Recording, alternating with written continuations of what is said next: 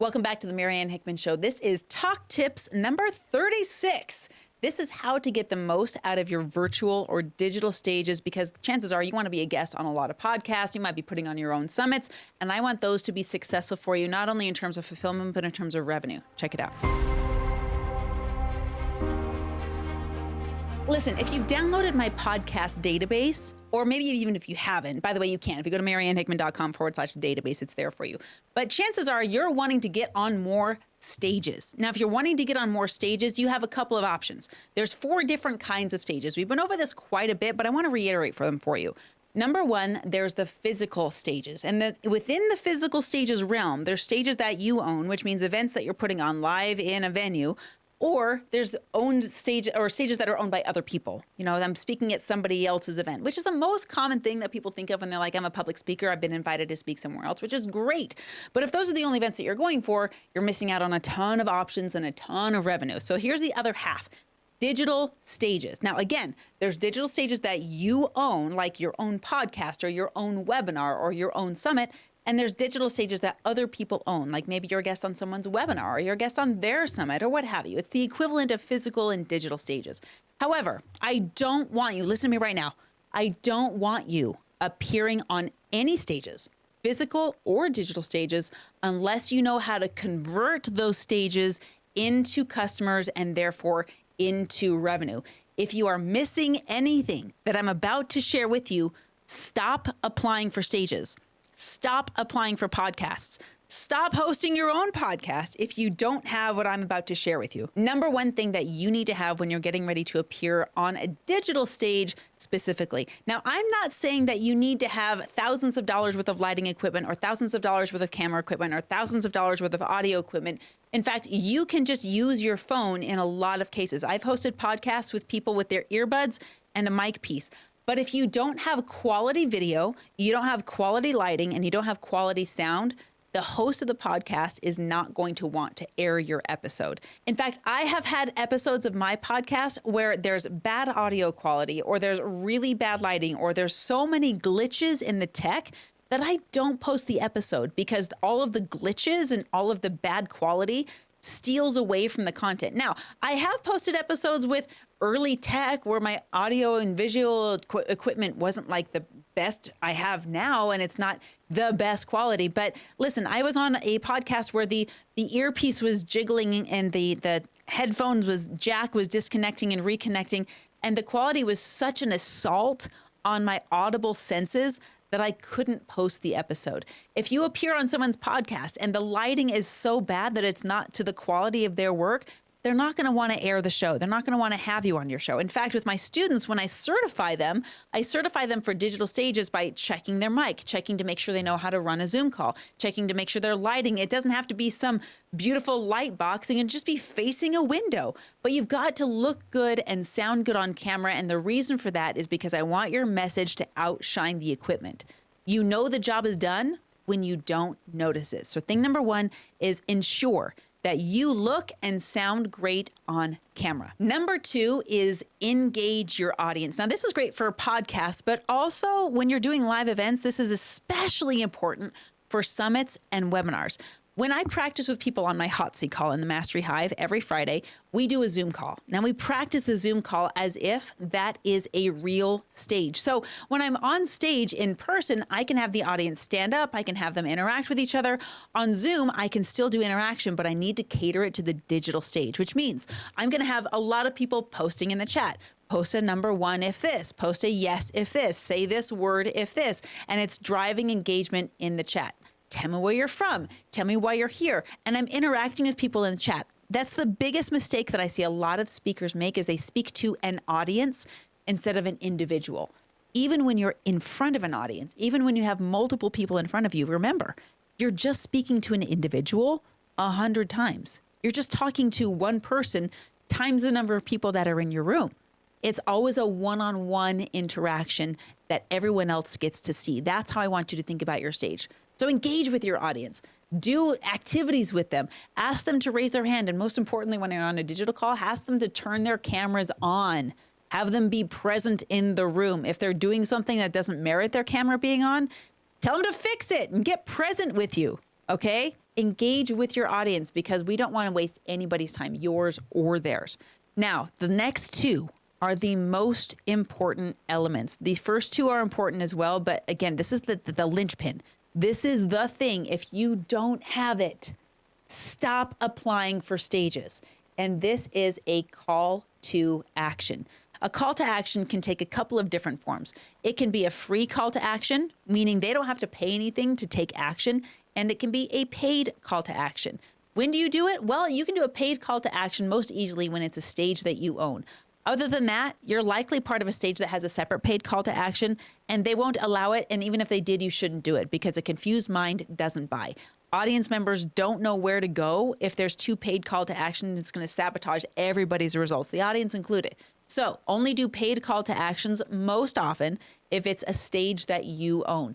Free call to actions are my favorite. And a lot of times I waive my personal speaking fee if I am allowed to do a free call to action. This is what this looks like. When you have a resource guide that is specifically custom tailored built to bring your audience to what they want, and then now it becomes a guide that you can give away. I'll give you some examples. My number one most fruitful call to action is my podcast database. It's the free database that I give away because I know my audience wants to get on more stages. In fact, you can have it. You go to mariannehickman.com/database. Boom, you get access to the entire list of over 800 shows that are all looking for guests, and all of them have agreed not to charge for it on top of that. So that's a resource that I give away, and I get hundreds of leads a week from giving away this resource. And when I'm in the right room where this is the resource that the audience wants, I give that away. I've been on other podcasts where that's not necessarily the resource that the audience wants. I was on a podcast about business and family harmony, and I created a one-page resource that I gave away on that show, my 5 key tips to creating harmony as a working and career parent. And I gave that away. When you give this away, here's what you're going to do. You give it away not as here's the PDF. No, you're giving it away behind a form. And that form is where the members of your audience, they fill in their name, their email, and their phone number. And then you have not only a place to deliver what you promised, maybe it's a huge PDF that you just need to deliver so they can download it, but you also now have their information. And what's cool about that is you have the people's information who already like what you have. Otherwise, they wouldn't have opted into your information anyway. When you're building your list, when you're building your database, this is one of the most valuable resources that's a part of any company at all. If you were out to go out there and buy a business, you would want to know how many existing or previous customers they had, because that's where the revenue comes from. So if you don't have a call to action that is behind a form for a name, email, and phone number, stop everything and get it, build it. In fact, if you and I spend 90 minutes together, we can build the thing, downloadable, graphics done in less than 90 minutes. That's what I do to help people. And then here's the step number 4 beyond that. Once you give your stuff away, you may just give it away and that's what they want and they take it and they run with it. If that's the case, awesome, because you're not meant to help everybody as a customer. Sometimes you just deliver value. Sometimes you need 7, 21, 30 touches with a member of your audience before they say, okay, you've fed me enough. Now I'm really hungry and I know that your food is good. So feed me more, right? Now your customers are saying, this was great, but how do I get more? This is great, but how do I learn more from you? This is great, but how do I learn faster? Those are the right people to bring into your universe as customers. And you won't be able to know who they are if you don't keep feeding them. So number 4 is follow up. Follow up with emails, nurture them, deliver free value, give stuff away, give tips, give tricks, all these things. People are really shy to, am I going to subscribe to another newsletter? If the newsletter is actually helpful to you all day long, I have subscriptions that I've canceled, and then I have subscriptions where I'm opening up every single email because I'm fascinated by the content and it helps me and it helps my business. And when you speak to your customers in a way that solves their pain, that's what you're going to get. So make sure that you're nurturing them with emails and helpful text messages. The reason I'm telling you this is because I do this myself. In fact, I've found that some of the best platforms have been really surprising. Take Threads, for example. I accidentally posted on Threads. Okay. I was making a Facebook post and Meta cross-posted it for me. And on that post, it was a simple call to action. I'm using this platform as a version of a digital stage. Now, I've shown up on this digital stage several hundreds of, maybe probably thousands, tens of thousands of times with previous live videos, posts, content. And then I did a call to action post where I said, hey, listen, if you want my podcast database, just leave me a comment below. The Facebook post had, 20, 30 comments, which was great. Then Threads, I had 42 followers. I got 10 comments, 20 comments, 50 comments, 100 comments. Ultimately, that post had over 700 comments. Half of them were my responses to those people. But still, cut that in half. It's 350 comments from brand new people that are part of my universe that are saying yes to what I have and that I'm giving it to them. Never underestimate the power of your call to action. And to take this to the next level, think about this. If you have 350 people, even if you have 30 people that are commenting and saying, yes, I want your stuff, and you have to hand deliver that to them in hand delivered emails, and you're by hand keeping a spreadsheet of your customer's data with their customer's name, email, and phone number, you are in the archaic version of your business. In fact, I wouldn't even say that you have a business. You have an expensive hobby. You might have an LLC set up. You might be being asked to speak on stages. But if you don't have a customer relationship management software, or in other words, a CRM, then you've got to fix that, because your time is going to be wasted in the busy work of business when a machine can do it for you better and faster than you can, by the way. If you don't have a machine fulfilling this for you yet, I want to give you ours. Go to peaked.consulting, Piqued, as in piqued interest, peaked.consulting. We'll put it in the show notes for you. We've got 2 weeks free for you to use the machine that can deliver your products for you, keep track of all your customers, be your point of sale, even post on social media for you. Guys, if you don't have a CRM, you don't have a business. And even if you do have a CRM, I'm willing to bet that you're overpaying if you're not using the one that we're using. Check it out. Go look at that website. But regardless of which one you use, whether it's ours or somebody else's, you need a piece of software that's going to back you up and work while you're sleeping. Yesterday, Richard and I were at the gym. We're sitting there doing chest flies. And right as soon as I got off the machine, I checked my phone. Richard checked his phone at the same time, logging his reps. And we had an appointment booked on our calendar that we did not even have to touch. The system was built for us. Well, built for me. You built it. Richard built that thing. But this entire system not only gave the stuff away, it also followed up with an email, followed up via text, and created a calendar appointment on our calendar and on the prospect's calendar. And now we have a meeting set up that we didn't have to call out and schedule. Trust me, I have run a sales floor with multiple millions, tens of millions of dollars, and this sales floor would have 10x. I have no doubt if it had this kind of software backing it up. You don't want to start your business without it. So check it out. Again, regardless of which one you're using, you've got to have some piece of tech backing you up. In fact, we give this tech to all of our students. We've had student after student after student come up to us and say, oh my gosh, I don't know how I would have done this without this backup with the software. I've got one of our students, Renee. She just started her business last year, and we started literally on spreadsheets and Google Forms. Very quickly, we learned after she did her first podcast appearance and she needed to hand deliver something to 12 different people through email. She's like, this is not where I want to spend my time. I want to spend my time making money on stage, not on the back end doing the tech stuff.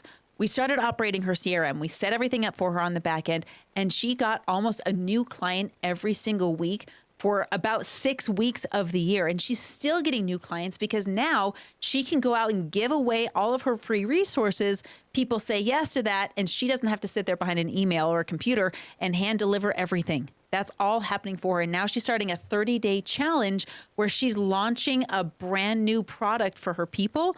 And that's all built out on the back end. It's hosted. She's hosting videos there. People can opt in. They can even buy stuff as an upsell. Guys, you want this running for you. You want this running for you so you don't have just a hobby.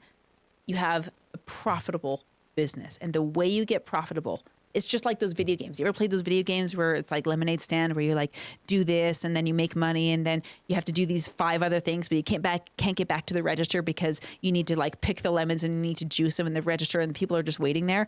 And then you upgrade in the game because you hire someone to do that for you. This is the same thing, except you're hiring a machine that doesn't go to sleep. You're hiring a machine that then book things while you are spending the time that you value so much, doing the things that you love, taking care of your family, going to the gym, serving your clients. make sure that you're using a piece of technology that can back you up and do the heavy lifting for you. That's it for this episode of Talk Tips. Make sure you like and subscribe if you haven't already, and we will see you on stage. Marianne Hickman here again. Listen, I hope super helpful for you. Maybe you learned something new. Share with me in the comments what was valuable. Or if you have this whole separate question like, hey, I wanted to know about this. I wanted to know about stage fright. I want to know how about my presentation on stage. I want to know about how to dress on stage. Anything that you want to know that's relevant to growing your business through stages, put in the questions. Because guess what? I go through and answer all of those personally. That's not an agency or a VA. That's me going through and looking at your questions because you are who I am here for. So last thing is I want you to get this database. If you haven't gotten it already, now I've got thousands of downloads on this thing, so maybe you've got it, but if not, make sure you go to mariannehickman.com/database. What that's going to do is take you to a page. You're going to input all of your information. We're going to send the database to you. You're going to request access to it. I keep it locked down so I can make sure I get it to just the right people, and you're going to request access. And then once you have that, you're going to go through and apply to podcasts that have the topic that you'd be an expert speaking on. Here's the thing. I get this database updated twice a week. So there's always new stuff in there. And if you're a podcaster, there's even a list of 400 plus guests that you can have on your show on that podcast. Maybe you end up doing a podcast swap and you grow your audience that way. Regardless, I want you to get it. So mariannehickman.com/database, and we'll see you in the next Talk Tips.